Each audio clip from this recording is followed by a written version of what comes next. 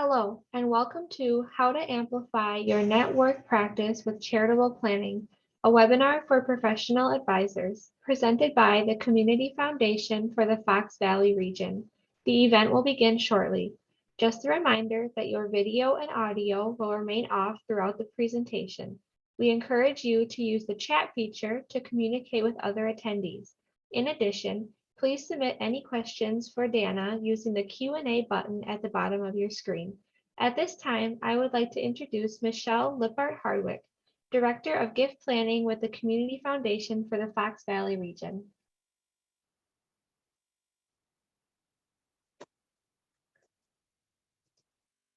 Welcome, everyone, and hello.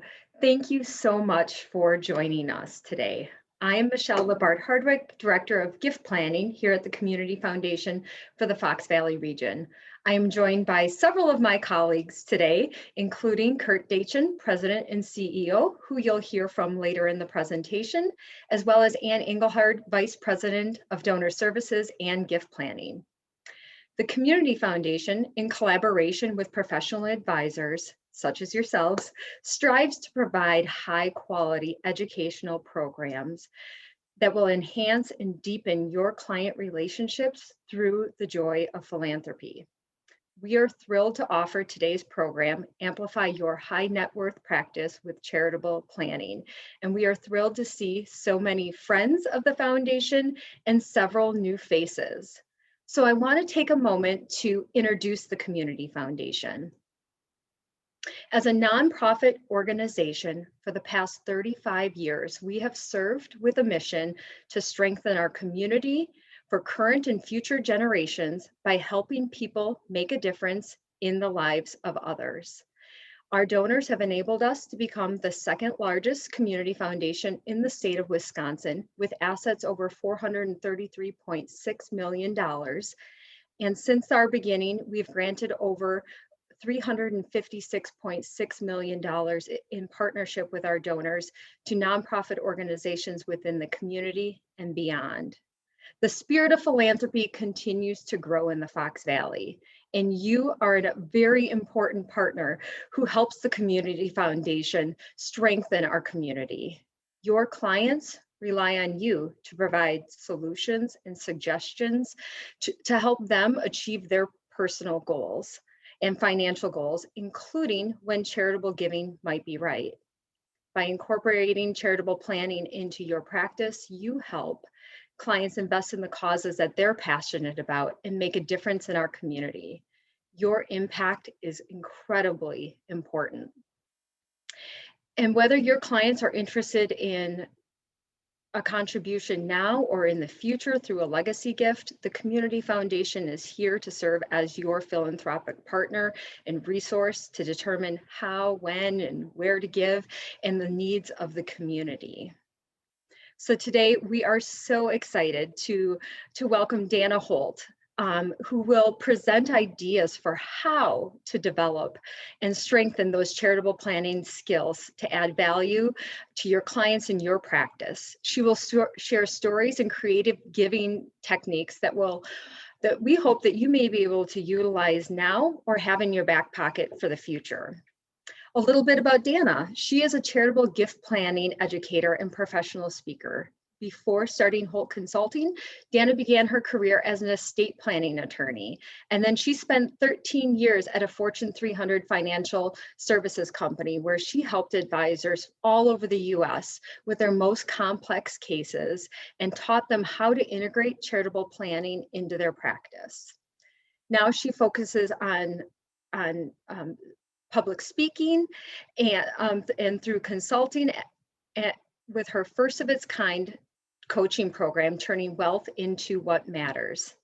Dana is a graduate of Mitchell Hamlin School of Law and Southern Illinois University, where she serves also as the chair of the Minnesota Gift Planning Association. She's an avid gardener at her home in St. Paul, where she lives with her 2 retired greyhounds. It is my honor to welcome and thank Dana for being here. Welcome, Dana. Thanks, Michelle, and thanks everyone at the foundation. Well, before I share some slides with you today, I would like to do a little bit of an exercise in order to help you get the most out of this presentation. So for all of you, please open up the chat box, not the Q&A, the chat, because I want to be able to see these and everyone else to see them too. But I'd like you to answer one of two questions for me. I want you to tell me either why you attended today, and if it's just for the CE, that's fine.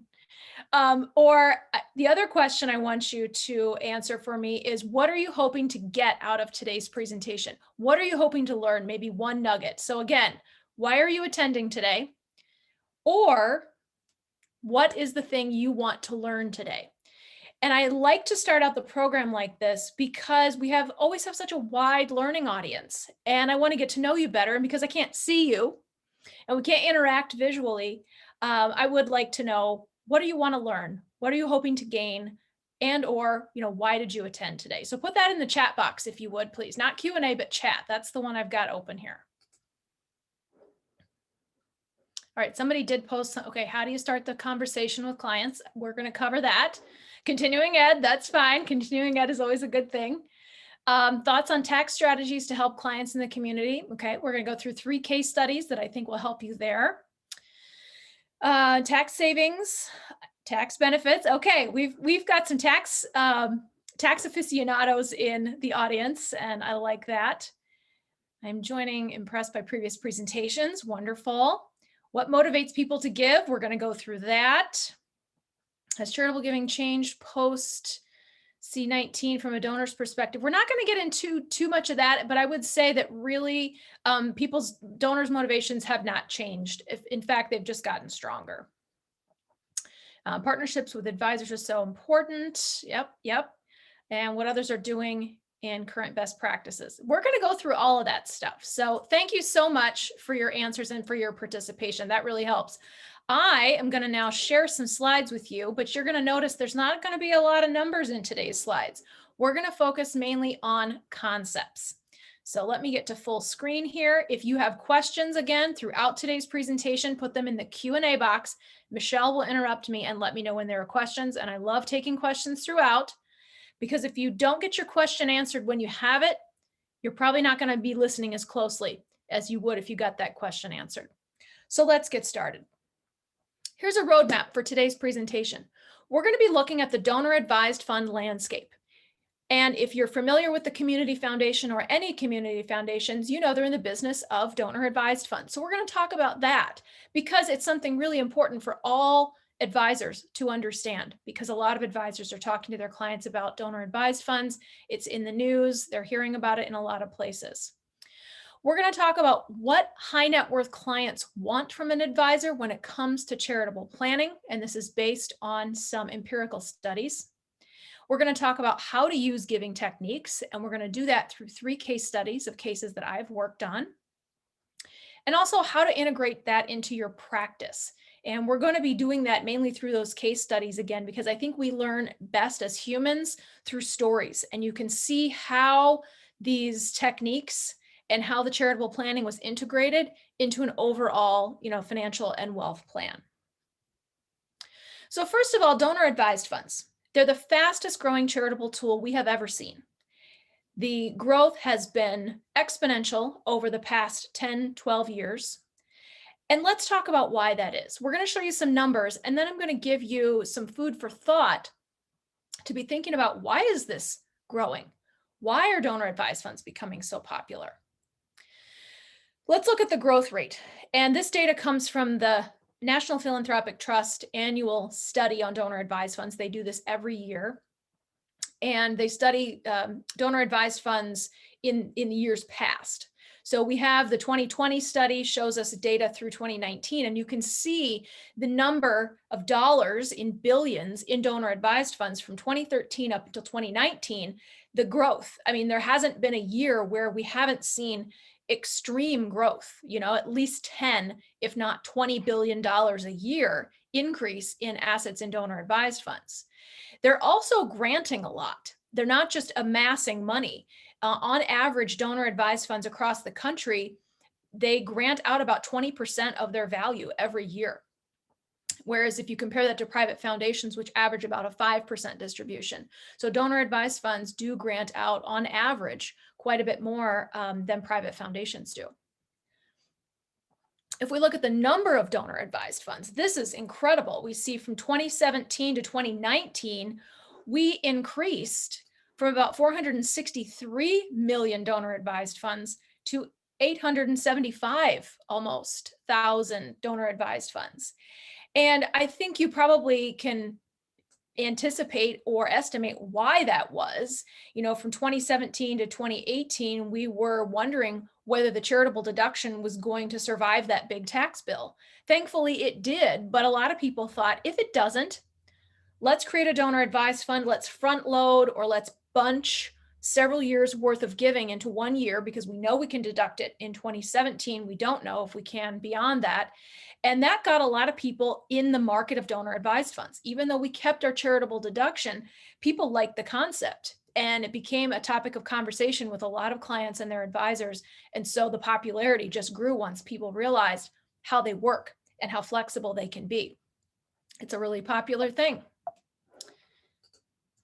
Oop, went too fast.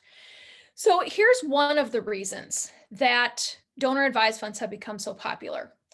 The most recent data we have from the Federal Reserve is from 2008 when they did a complete study on American wealth as to where it sits in different categories.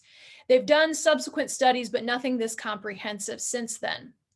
So if we see that cash in America back in 2008 was about 11% of our wealth. Today, it's probably more around 5, maybe even less percent of our wealth.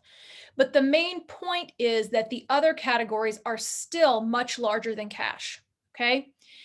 Now, most charities in America are not equipped to accept non-cash gifts. They might be able to accept some stocks, but beyond that, it's difficult for them. It can be complex.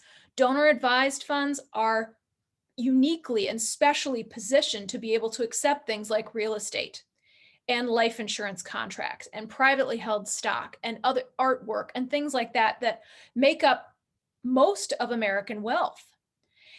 And so people have become really savvy about the fact that, you know, this real estate that I have maybe that I don't need anymore, I'd like to use it for charitable giving, but I'd like to benefit 5 or 6 charities. How do I use one piece of real estate to benefit 5 charities? Donor advised fund makes that possible. Fund accepts it, liquidates it tax-free, distributes the cash out to charities of the donor's choice. So it's become a wealth planning tool. It's become a charitable planning tool, and it makes it streamlined, makes it easy, and you get the same deduction. So it is just a wonderful tool to help people increase their ability to be generous. That is one of the reasons donor advised funds have become so popular. I would say, in my opinion, the other reason they're so popular is because financial services companies have dived into this wholeheartedly. The big players like Fidelity, Schwab, and Vanguard have started their own donor advised fund arms, and they, pump millions and millions of dollars into those donor advised fund charities every year because they know that that's a way to connect with clients and get new clients. And so that's what we're going to talk about today, is how to sort of bring those skills, bring that charitable planning into your practice to connect better with those clients, to get better referrals and the things that you need to make your practice successful, but also rewarding for those clients. Michelle, did we have any questions come in? Not at this time. Okay, so let's talk a little bit about how donor advised funds work. I want to make sure everyone is on the same page before we move forward. So let's talk a little bit of logistics, sort of how they work behind the scenes.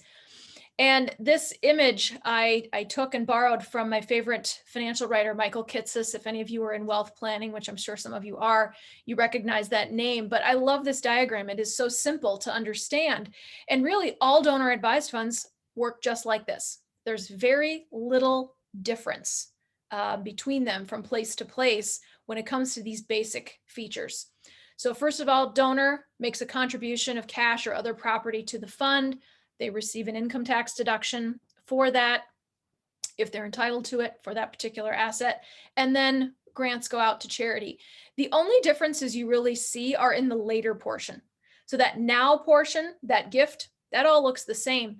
The later portion, the differences you see are how fast or slow the grants go out. And I put people in kind of two categories.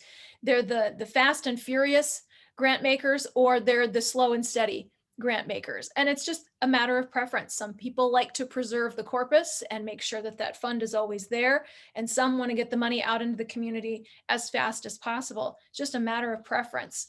So depending on what provider you're working with, they're probably going to have different sort of policies as to how they will grant money out fast or slow. It's just a matter of who you're working with. But really, this is how they work. They don't change from place to place when it comes to these basic features. So let's talk about some of the features that do change, that are different from place to place. And also, I think this list of features, I think of it like a pizza. Your donor advised fund is the crust, but then there's features. What toppings do you want on your pizza? What sort of features do you want? And in order to figure out what donor advised fund provider is right for you, you have to be thinking about how you're going to use it. And a lot of people focus strictly on fees. What am I paying for? And that's really an important feature, but you also have to be looking at what kind of service do I want? What are the minimums? What kind of assets can they accept? So you have to really be thinking about these different features and talking to the clients about how they're going to use the fund. So the first one on our screen here is multi-generational. A lot of people like to pass their donor advised fund to the next generation when they die. And you need to ask your donor advised fund provider, how many generations can we pass this down? What is your limit? What is your maximum? And does that fit with the donor's goals? Anonymity, another big feature. Can I make contributions to my fund and then make grants anonymously? Here in the upper Midwest, a lot of people like to give anonymously. They're not in it for the recognition. They just want to do good charitable work. And so they may want to be anonymous to some charities, not anonymous to others. They want to be anonymous during their life, but disclose their name after death. Different levels of anonymity. And so talking to clients about how they feel about that, really important. Fees are important. Usually you'll see fees in two categories. You'll have your administrative fee, which is basically, how they pay the staff and keep the lights on. And then otherwise investment fees, sort of like the underlying fees with the investments that are available. And a lot of these providers invest in institutional class, no load funds. And so they're very inexpensive to be in. So the investment fees tend to be pretty low. I'd say an administrative fee is usually between, 0.5% and 2%, depending on where you go and what type of fund you're opening. Pass through. That has been a big area of conversation with donor advised funds over the past, I'd say 10, maybe 15 years. So when donor advised funds first started, the idea was you put the money in and you let it sit. You grant out a little bit each year, but you have to have something left in that fund at all times, sort of like, keep those assets under management. And it kind of makes sense because these providers were just starting and they needed to have a certain quantity of assets under management to cover their overhead costs. But now there are so many funds that they can allow people to make gifts and then pass them through to charities in larger quantities than they could before, because they're dealing in such large quantities, so many donor advised funds. So a lot of places now will say, sure, we'll take your real estate or your closely held stock or whatever you've got, we'll liquidate it, and then you can pass everything through. We'll just charge you, 2, 3, 4, 5% just to cover our costs for that administration. And a lot of times it depends on on how complex that asset is. I mean, if you think of like a commercial property, a warehouse or a factory or something, really complex, that's going to take more time and effort. So the pass-through fee might be higher than a simple residential property. But again, talk to clients about how fast do you want the money to come out? Or is pass-through an important thing to you? Or is it important to be perpetual? Some people really like to have that corpus of that donor advised fund available for charities forever. They don't want it to go away. They want it to be sort of like a permanently endowed fund in their family's name that will always be there for the charities that they love. Investments. Donor advised fund providers are getting really creative and really savvy in the investment market. They're offering donors, for sure, your standard ESG funds, your socially responsible funds. That's sort of a given in most places. But now they're doing things like PRIs, program related investing. So if you're not familiar with that, that is something that's sort of coming online right now at a lot of providers. Donors can put money in a fund, and then that fund will loan money out, not grant it, loan it to other charities at below market interest rates. When it's paid back, then it can be loaned out to another charity for another project. That's really interesting. I know a lot of entrepreneurs like that sort of style of donor advised funds. So the investments, they're getting really creative and they're getting really, really savvy. And lastly, minimums. What's the minimum to start a fund? What's the minimum to maintain a fund? These are good questions to ask, because if the donor wants to put it in and send it out right away, they may have to maintain that minimum. And these are the kind of features that you want to discuss. There's a lot of other features that we could talk about, but I'd say these are some of the most prominent and the ones that people feel the most strongly about.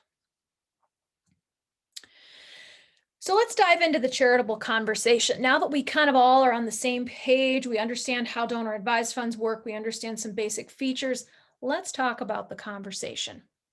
This is a different kind of conversation than you're having with your clients about, estate taxes, income taxes, how to set up your living trust. This is going to be a different conversation. This conversation is going to carry with it a lot of emotion. It's going to carry with it stories from their past, probably from their childhood, when they start talking about charities that are important to them and causes. And they want to talk to you about this. That's not just me saying it. There are empirical studies that reveal donors want to talk about this. Clients want to talk about this with their advisors. So US Trust and the Lilly School of Philanthropy, they do a study every year on high net worth philanthropy. Sometimes they do more than one. And in 2018, the topic was the charitable conversation between clients and advisors. And when I say advisors, the group was CPAs, wealth planners, and estate attorneys. Those are the advisors they used in the study. So they asked the consumers and they asked the advisors, who usually raises the topic of giving? And you can see the answers were very different. The conversations across the table, they're having the same conversation, but it feels different coming from the consumer side and the advisor side.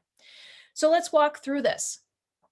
When they asked the consumers, is it usually or always the advisor that brings it up? 6% of them said yes. Advisors, 39% of them said it's usually or always them that brings it up. Flip the coin. The consumers said, 61% of them said it's usually or always them that brings up giving in the conversation, where advisors say only 18% of them said that it's usually or always their clients. This is widely different, and there's a reason for this, and we're going to get to it in just a second, but the perception of the conversation is different. And why is that? Here's why. When they asked the question of the consumers, is your charitable conversation usually technical or personal? The consumers felt 63% of them said it's usually technical. Whereas advisors said only 38% of them said the conversations are usually technical. So you can see the difference here. Consumers want to talk about charitable giving from a personal perspective, and advisors are approaching it from a technical perspective, usually the techniques they use or the tax savings, whereas consumers are coming at it from a different place. They're coming at it from, what am I trying to accomplish with my charitable dollars? What impact am I trying to affect? That's the difference. So let's talk about motivations. That was the topic of conversation in the 2016 study. That's what US Trust looked at, is What does motivate people to give?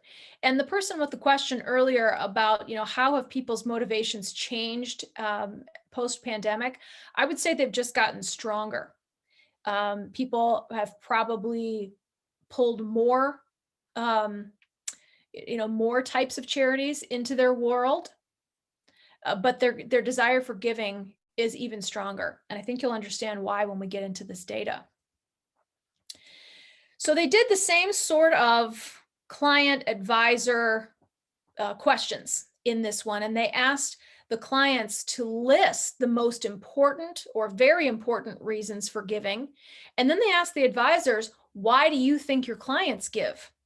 And in most cases, they were pretty on track. Passion for cause and impact that's up there, and everybody knows that's at the top of the list. But there were 3 areas where their answers were quite at cross purposes. And I wanted to highlight those. I've highlighted those in red. Only 16% of clients said that reducing taxes was a very important reason for giving. And I'm going to say that again. Only 16% of high net worth clients in this study said that reducing taxes was a very important reason for giving. Whereas advisors felt that 46% of the time, their clients were giving in order to reduce taxes, or that was an important reason. So I want you to pay attention to that one. Second, only 12% of client respondents said that legacy was a very important reason for giving, whereas advisors, 29% of them thought their clients were giving as a very important reason for their giving was legacy. And thirdly was to enhance reputation. Very few clients are giving to enhance their reputation, but some advisors, 20% of them, felt that that's why their clients were giving, or at least it was a very important reason. So while, most of the responses were pretty in line, there were a few areas that were a little out of touch. And I think that reducing taxes was the most surprising one when I saw this. So, when we think about the reasons that people give, I often say that, taxes often drive the when of the gift, but they rarely drive the why of the gift. So what does that mean? Someone may make a significant gift, or maybe more likely to make a significant gift in a year where they have a large taxable event or a liquidity event, so that the taxes are driving the when, but they're not driving the why. The why is always the same. It's I have passion for the cause. I want to make impact and I want to give back. That's always there. But in years when they have a big taxable event, or they're liquidating an asset, that gives them the opportunity to make that significant gift. So here's the primary reasons. I want to highlight those specifically. They believe in the mission, they want to make a difference, and they want to experience joy and fulfillment. That's the top of the list. Those were the client responses in that study. They asked the question a little bit differently, and they said, what are your essential desires when you're trying to give? And I thought these were really, really insightful. They wanted to give meaning to their wealth. They wanted their wealth to have meaning. They didn't want to just accumulate, and then leave the earth and that be it, and pass it all along to their heirs and that be it. Most people, they don't feel that way. They want that wealth to have meaning, and that's why they give. They wanted to be remembered for something greater than themselves. So again, they want to live on. And thirdly, they want to pass on their values, not just their valuables. So they want to be incorporating giving conversations with the next generation. They want to talk to them about their values, and they exhibit that and they teach that through giving. Now, a lot of people use donor advised funds that way, and they're using those funds as a conversation tool and as an education tool for the next generation. They talk about where to make grants from the family fund, and then they pass that fund on to the next generation, sort of like a simpler alternative to a family foundation. So let's talk about integrating this into your practice, but I want to pause and see if we have any questions. Anna, the one question that we have, I think will lead well into this, is how to have that conversation. Great. We are going to get into that. I have some suggested conversation starters at the end that I call conversation sparklers. And we'll get into those. You have to figure out how to put it into your own words though. But I'm going to give you a 3-step process that I've been using for almost 20 years that works in every planning type. I don't care if you're planning a gift, planning a vacation, planning to build a house, whatever it is, this 3-step process works if you do it right. Here are the 3 steps. The first step is goals. We've heard goal-based planning for years and years now, but that's really where it starts. That's how it works. Spending a quality amount of time with people to understand exactly what they're trying to accomplish financially and philanthropically. They all go together. You can't plan your finances and your estate plan and do all of that and then plan for charity. If you do it that way, then there's no money left over for charity. You've sort of wrapped it all up and it's allocated. You've got to include charitable planning from the beginning. And in those studies we just looked at, that's what clients want. They want to talk about it early on in the planning process. So when you're talking to people about their goals, what are you trying to accomplish with your wealth? They have to be able to articulate their goals, and that takes time. There is some investment of time there for everyone. This is a conversation that not a lot of people will have. But if you think about it in terms of building a house, you're working with an architect. That architect is going to have to ask you a lot of questions. They're going to have to ask questions like, is this your primary residence or is this a vacation home? Can you handle steps? Do you need single level living? How many people are going to live in the house? Do you like to entertain? Do you want to spend time outdoors? Do you need, outdoor living space? So we have to be asking these same types of questions about people's goals for their wealth. What do you intend on doing this? What do you want to accomplish with it? How do you want to give it meaning? It's the biggest image on this slide because it is the most important. Because if you don't articulate that, how can you know if you're successful? How do you know if you've succeeded if you have no idea where you're trying to go? It's like getting in your car and just driving and hoping you're going to wind up at the best vacation spot without doing any planning. It doesn't work that way. We've got to spend the time on the goals. The second step is tools. What do we have in our toolbox? And by tools, I mean assets. What do you have in your financial asset toolbox to help you get from point A to point B to accomplish that goal? And then thirdly are the techniques. And when we're talking charitable planning, techniques are things like, do I set up a donor advised fund? Do I use a charitable remainder trust? Do I make a bequest? Do I make an outright gift during life? How do I do it? If you do the first 2 steps properly and you spend the right amount of time on it, the right technique just rises to the top. There's only 1 or 2 answers usually. And I think that applies in other areas of planning as well. So I'm going to start with a series of 3 case studies. And the first one is a story about 3 sisters I worked with, and they happen to live in Southwest Minnesota, big farm country, looks much like Wisconsin, rural Wisconsin. And they were so interesting to work with. They were all school teachers. None of them had married. None of them had any children. They all lived in the same apartment building on the same floor. And they were very close in age. They'd grown up on the family farm, but none of them was interested in farming. And so when their parents passed away, they inherited this large farm and they'd been renting it out for decades, pretty much to the same tenant farmer. But they were getting up there in age. They were starting to retire and they wanted to simplify. So when they sat down with they all had the same advisors as well. You'd think they were triplets because they did everything the same.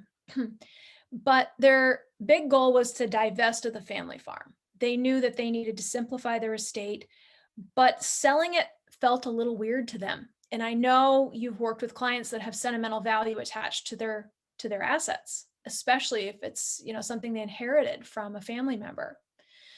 So they felt weird about selling it and spending the money on themselves because they didn't really need all of it. They lived very modest lives.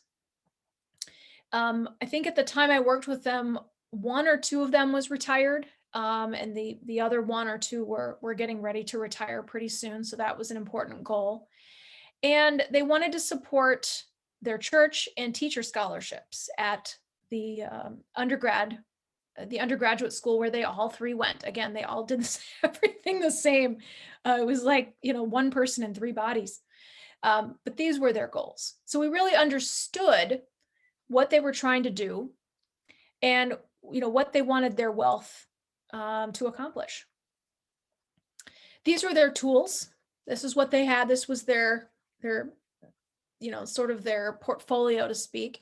The family farm, that was the bulk of their wealth. It was a lot of acreage. It was currently rented. They each had a 403B from the school district. They had savings bonds and life insurance. So a very conservative, Midwestern style portfolio. And so with understanding their goals and looking at their tools, here is the technique that they chose. Their advisors brought this technique to them and said, why don't we set up a charitable remainder trust for each of you, funded with the farm? And once they talked about that concept, they really liked it. They liked the idea of contributing the farm to a trust, a tax-exempt charitable trust, selling it tax-free, using income from that trust during their lifetime to supplement retirement. And then when they passed away, the remainder would be used for their church and for teacher scholarships. So that's what they did. They each set up their own trust, because unmarried people can't contribute to the same charitable remainder trust. They each got a charitable deduction, which was nice.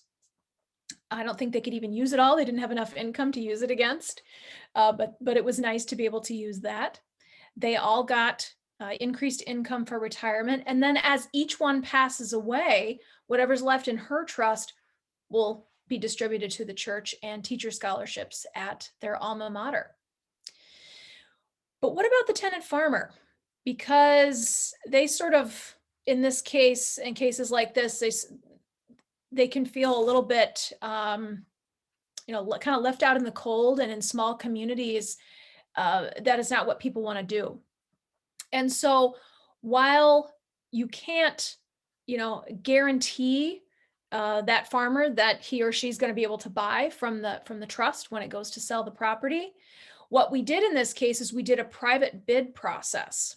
So at the time I worked for the trustee, and we went to a list of, I think, about 15 neighboring farmers that the sisters, gave us their contact information. We sent them letters, we sent them offers to sell, and we did a private bid process and sold the farm that way. And it just so happened that the tenant farmer was the most eager to purchase. And so he was able to purchase that land that he'd been farming, as a renter for years. But it worked out great. I mean, they divested from the farm. They felt really good about the legacy they were accomplishing. They had the income they needed for retirement. They accomplished all their goals with this one technique because we understood the goals going in. So here's kind of the procedures of how it went in order. So from the charity's perspective and the donor's perspective, this is sort of how something like that plays out. In a sophisticated situation, the charity, or in this case, the trustee, is going to want to know, what's the property like? We need to do a question. We need to ask some questions about the environmental condition. We go and visit the site and talk to the donors. Have to do a title check, making sure that the title is clear, making sure in this case, like the deceased parents weren't still on the title. If everything looks good with the asset, due diligence is done. You can draft the trust agreements, transfer the farm into the trust. It's a very simple process. Notify the tenant that the property's been transferred to a new owner. We sent out the offer to sell. The tenant farmer was the most eager to buy, made the best offer, and we scheduled a closing. That was it, kind of from start to finish. There's a lot of little details there, but basically that's how it plays out. We have a due diligence phase, asset transfer phase, and then the sale phase. And then the trust has liquid cash to invest and pay income to the sisters for their lives. Worked out great. So before we move on to our next case study, I want to see if we have questions. I want to stop to have discussion about the Three Sisters case.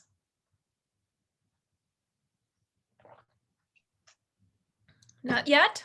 I don't see any questions at this time. All right, that's right. I just like to pause, give people time to type that in. So here's a case study of Marianne and Kevin. And they had a company that was going public. They started a company, and after about 10 years, it was time to go public. And they realized that after, the company went public, their stock was going to skyrocket in value. They predicted that, and that is what happened.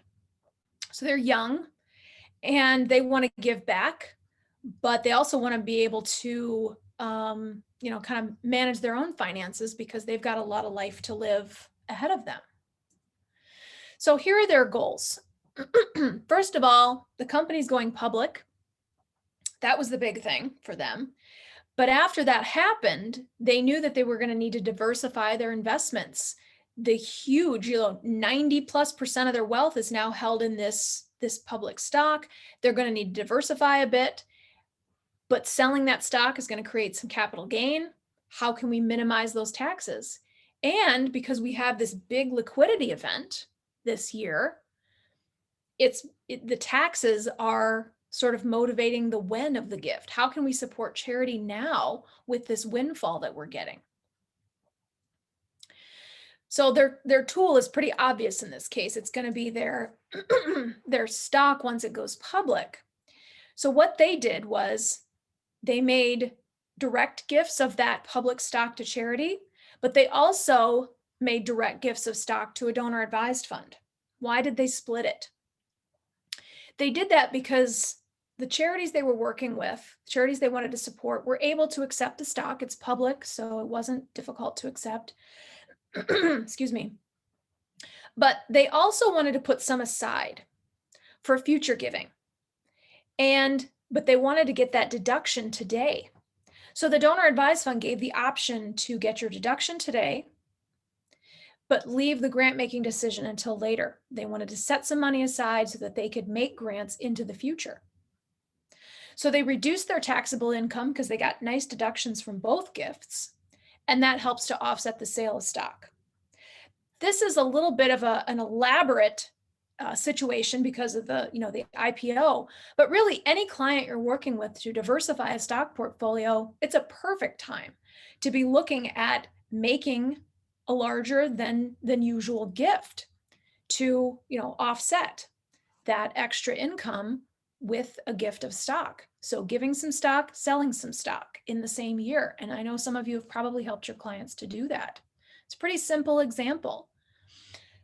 But again, the way to incorporate that into the practice is to start asking people, what causes do you want to, support in your lifetime or later? And just have that conversation, sit back and listen.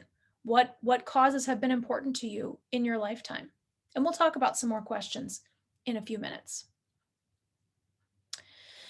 So we're going to move on to the Richardson family. And I think you might find this the most interesting case study we're going to talk about today from a sort of a family perspective, but also from a sort of a technical planning perspective. So we've got 4 generations of the Richardson family on your screen, and they have operated a successful chain of hardware stores in a major metropolitan area for decades. So in the middle, we have great grandpa Jake, right? I have his son on the right, we have his grandson on the left, and the great grandson in the middle. And the technique we're going to talk about today is something that's often referred to as a charitable stock bailout. So if you ever want to read more about it after this, you can Google that term and find all kinds of information. But here's the story. As you can see, Jake is ready to retire. He wants to get out of the family business and wants to transfer that business to son and grandson. Son and grandson already own part of the business, but they own minority shares. Jake and his wife, Flo, they own the majority of the shares, vast majority of the shares. So the question is, do we give it to them? Do we sell it to them? How do we deal with that from a planning perspective and from a tax perspective? So here's what the Richardsons were trying to do. So Grandpa Jake and Grandma Flo, first of all, transfer business to the next generation. A lot of entrepreneurs are doing that now. A lot more are going to be doing it in the future as they age. But if we give it to them now, or we give it to them as, when we pass, we've got to deal with transfer taxes. We may have gift tax, we may have estate tax. How are we going to deal with that? We want to minimize it. We also want to minimize any capital gains tax. As we sold the stock to our family, then we're going to have capital gains to deal with. How do we minimize that? We also need to create income for Jake and Flo so that they can retire. Once they divest themselves of this company stock, they're not going to have that stock income anymore. How are they going to support themselves in retirement? And that also what's really important to them is legacy. We've been giving back to the community for years and years. We're heavily rooted in this area because of our stores and the people that have been our customers for a long time, and the organizations that we care about. So legacy giving is really important for us. It's a very important goal. And for most people, it is. At a time like this, a big life event, transferring a family business, that can be the time when someone makes their most transformational gift. So here are the tools. And we're talking about closely held stock here. We're not talking about public stock. That's the vast majority of their assets. So that's what we're going to focus on today. But Jake and Flo own 75% of the company. Dad, Chuck, owns 20%. And then son or grandson, Jacob, owns 5%. So we need to get 75% of the shares into the hands of Chuck and Jacob. How are we going to do that? How are we going to accomplish it? So this is the first part of the technique. Technique part 1. First of all, Grandma and Grandpa give half of their shares to a donor advised fund. The donor advised fund then sells the shares back to the C Corp. Okay, this is very important that they sell the shares back to the C Corp, not to the son and grandson. The son and grandson don't have the money to buy it. They have to sell it to them at market value, because this is a transaction with a charity. We got to have an arm's length transaction. So what happened was the hardware stores had a lot of built up cash. They'd sold a few buildings that their stores were in. They were consolidating and sort of downsizing a little bit, reducing the number of stores. They owned their buildings. And so they had sold them and had some ready cash. Once the C Corp bought those shares back from the donor advised fund, they retired them. So it's like they don't exist anymore. They were absorbed into the corporation. And that's going to become important in a minute. All right, technique part 2. Ooh, went too fast. Technique part 2, with the other half of the shares, they sold their half of the shares back to the C Corp. Those shares were retired as well. They got a nice deduction for the gift of the shares to the donor advised fund, and that helps minimize the tax from that sale. They completely avoided transfer tax because the C Corp retired the shares. There are fewer outstanding shares, and so automatically the son and the grandson's ownership shares rose. And so now the son is an 80% owner and the grandson is a 20% owner without anybody having to get a loan to buy the shares, and they completely avoided the transfer tax. Now, this was possible because the C Corp had ready cash to buy the shares back because they had sold a few buildings. Now, you could see a lot of different iterations of this case. Maybe there wasn't enough money to buy all the shares back. Maybe the son and grandson would have had to get a loan to buy some of them. Maybe Grandma and Grandpa would have given them some. You could have arranged this in so many different ways. But in this particular case, the C Corp did have enough money to buy those shares. So let's talk about the results. What did we accomplish? Grandma and Grandpa are completely divested of the company. They have adequate income for retirement because of the sale that they made of their shares. They've made some great legacy gifts to charities with that donor advised fund. They minimized capital gains tax because of the nice charitable deduction they got, and they completely avoided gift and estate tax because of this ideal situation. Son and grandson now have increased ownership up to 100% with no out-of-pocket cost. In a different iteration, maybe they would have had to, have some out-of-pocket cost to buy some of those shares, but still the charitable component minimizes taxes and allows them to maybe give some shares, whereas they, would have had to sell them otherwise. So a lot of different iterations here, but the important thing is that they incorporated charitable planning early so that this option was on the table. Maybe they didn't, maybe this option wasn't, for everybody, but I think putting it on the table at least gives the clients the option to say yes or no, or let's tweak that a little bit. So it's a really important thing to put that option on the table if, giving is important to them. And for most people, it is.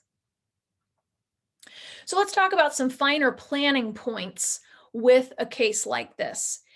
The deduction for the gift of the stock, it's private stock, it's still a capital gain asset, and so your deduction is the fair market value. With private stock, you have to get it appraised. You have to get a qualified appraisal to figure out what it's worth on the day you give it to substantiate your deduction. Now, in this case, the appraiser had to apply a marketability discount because there were a very limited number of buyers. So a marketability discount was applied in this particular case. Now, when you make a gift of a non-cash, non-publicly traded asset to charity, the donor has to file a form with the IRS, the form 8283. And it's basically just a form that says, hey, IRS, all the necessary parties are on the same page here. Here's a description of what we gave. Here's the signature of the appraiser that says, yes, I appraised it and this is the value. And here's the signature of the charity that says, yes, we received this asset. Just everybody kind of getting on the same page and saying, hey, IRS, this is what we gave. Here's our appraisal. This is why we're taking that deduction. Now, if the charity sells it within 3 years of the gift, they have to file a corresponding form, the 8282, with the IRS that says, hey, this is what we sold it for. The IRS matches those two forms up because they want to make sure that the donor's deduction is not out of whack with what the charity was able to sell it for. Now, sometimes there's going to be differences, but if the charity sells it for way less than what the deduction was, that could very well trigger an audit of that client, of that taxpayer. And so it's a good idea for charities to try and get the best and highest price for things, not only because they want the most cash to do their charitable work, but also, to avoid potential for any audit. So that's a best practice that charities will use. Next, no sweetheart deals. When a charity is selling an asset, especially back to a related party of that family, you've got to make sure it's arm's length. It's got to be fair market value. No sweetheart deals and no prearranged sales. We talked a little bit about this before with the tenant farmer in the first case, but you want to make sure that the charity is having independent sale negotiations with the buyer. So no matter what you're donating, whether it's real estate, closely held stock, whatever, if the charity's selling it, that applies to charities, operating charities, donor advised funds, charitable remainder trust. They're charitable entities. If they are selling the asset, they need to have their own negotiations with buyers. There cannot be a sale wrapped up. Now, in this case, we kind of knew there were only 3 buyers, right? There was the son, the grandson, and the C Corp. They were the only potential buyers. So it limits that. So we kind of have to be very careful in the prearranged sale area in a case like this. What if on audit, the IRS does find a prearranged sale? What happens? They will recharacterize the transaction. They will take it from 1 step to 2 steps. Rather than a gift and then a sale, they will characterize it as a sale by the donor with recognition of all the gain and the tax, followed by a cash gift, which is never as clean and tax efficient as a gift followed by a sale. So you just want to make sure you avoid that prearrangement. And a way to do that is to make sure you have the charitable conversation early on. And that I can't tell you how many times people have come to me and said, oh, I'm selling my business, or I'm selling this piece of real estate. And, somebody told me that I can give, some of it to charity first and, have them sell it and avoid some of the tax. Like, well, that's true, but you already have a purchase agreement, or you've already agreed orally on terms. You've got a prearranged sale situation. So you can't do it. So make sure you have that, the charitable planning conversation early on. What if the sale is already underway? Well, that's kind of a difficult situation. You'd probably, in a black and white world, you'd have to unwind that sale and get your buyer to agree to cancel everything, then make the gift and let them negotiate with the charity. So it's not an ideal situation, and usually a buyer's probably not going to agree to something like that. So before we wrap up with a few more finer points, I want to stop and answer questions about that Richardson case and see what you think of that and what questions came up for you.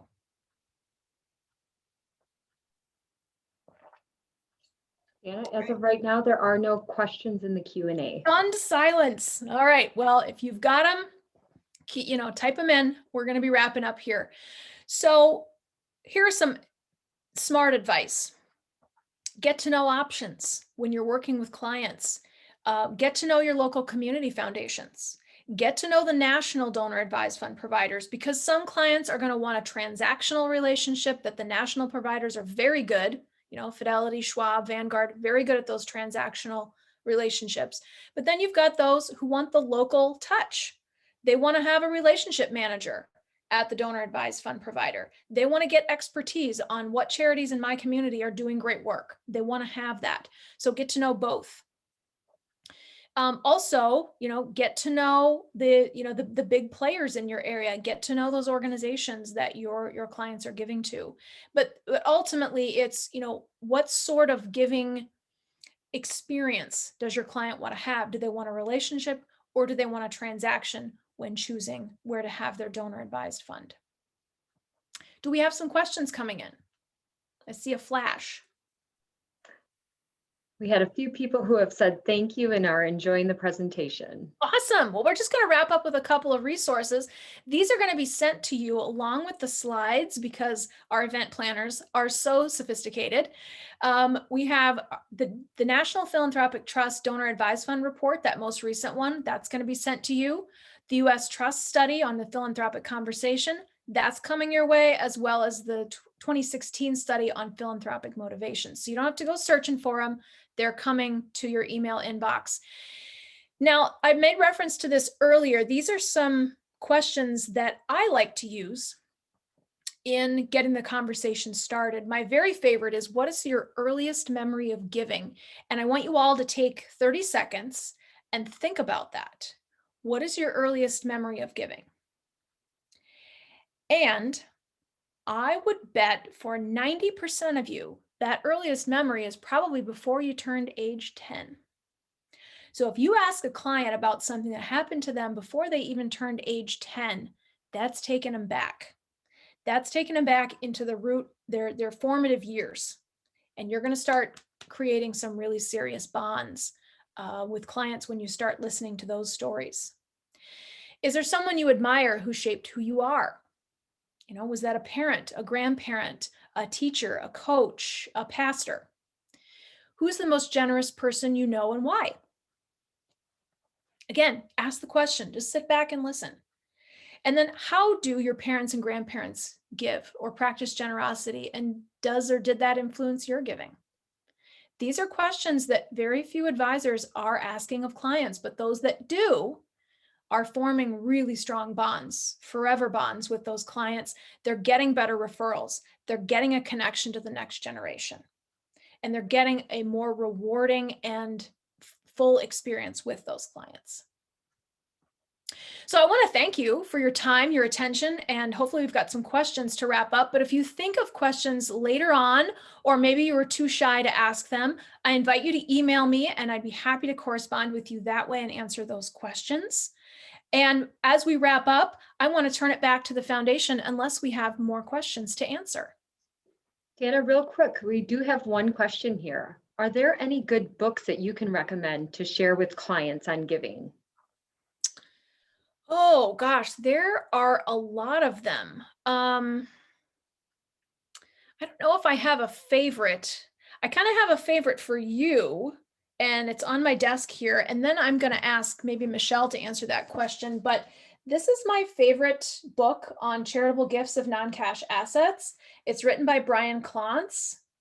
It's about $29 on Amazon, or you can get a free PDF download. So that's a book that I really recommend. But, Michelle, would you recommend a particular book? I bet you have some recommendations.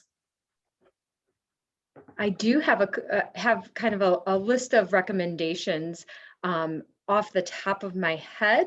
The best one to recommend, I don't have it right here at my fingertips, but certainly can share additional resources. Or if you have a client specific, kind of with a specific goal in mind, certainly let us know, and we would be happy to share some resources. We even have some books here that we would be happy to lend. And maybe in our follow-up email, you could share some of those titles. I just don't have, I have them, they're on my shelf, like way over there.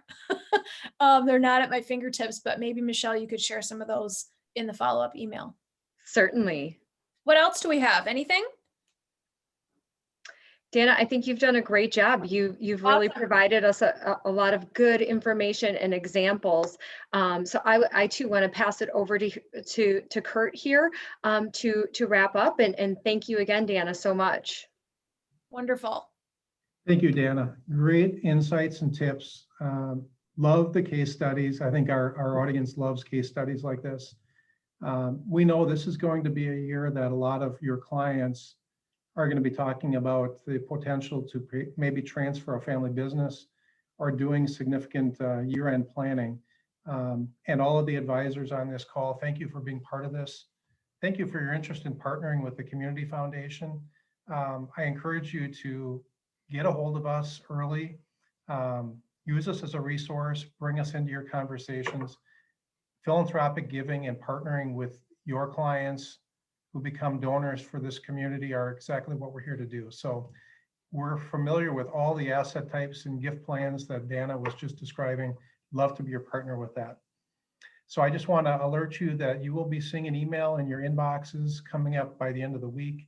We're going to share the slides, the recording, the certificate of completion of this program. And we're going to ask you to complete a survey to give us some feedback on this program and any ideas and insights to help us be a better partner to deliver this kind of thing to you in the future. So with that, I'm going to wrap up our program today and hope you enjoy the rest of this beautiful day. Goodbye.